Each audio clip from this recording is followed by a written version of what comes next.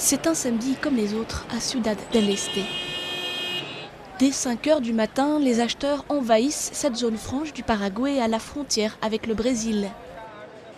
Ici, on trouve de tout, des produits importés du monde entier et notamment d'Asie. J'ai acheté des couvertures, des poupées, des cadeaux pour les enfants, des téléphones portables. Les Brésiliens viennent beaucoup ici pour acheter du matériel électronique. Et les femmes pour acheter de tout, car les femmes achètent de tout.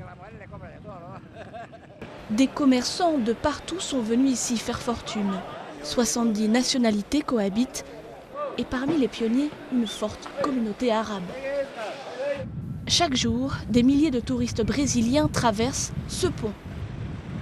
Ils arrivent les mains vides et repartent chargés de produits moins taxés et donc moins chers que chez eux. Mais la majorité sont des intermédiaires, les socaleiros. 50 000 à 100 000 Brésiliens qui achètent des produits au Paraguay pour les revendre plus cher dans leur pays. Grâce à ce commerce, Ciudad del Este est devenu le poumon économique du Paraguay, le pays le plus pauvre d'Amérique du Sud.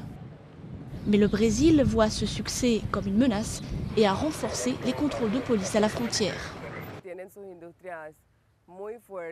Leur industrie est très forte et très puissante, avec un fort pouvoir économique. Et c'est cette industrie qui veut lutter contre ce pôle de Ciudad del Este.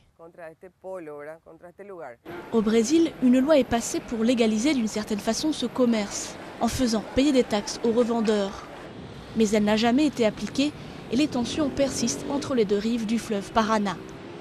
Pourtant, rien ne semble freiner les allées et venues sur le pont, surnommé le pont de l'amitié.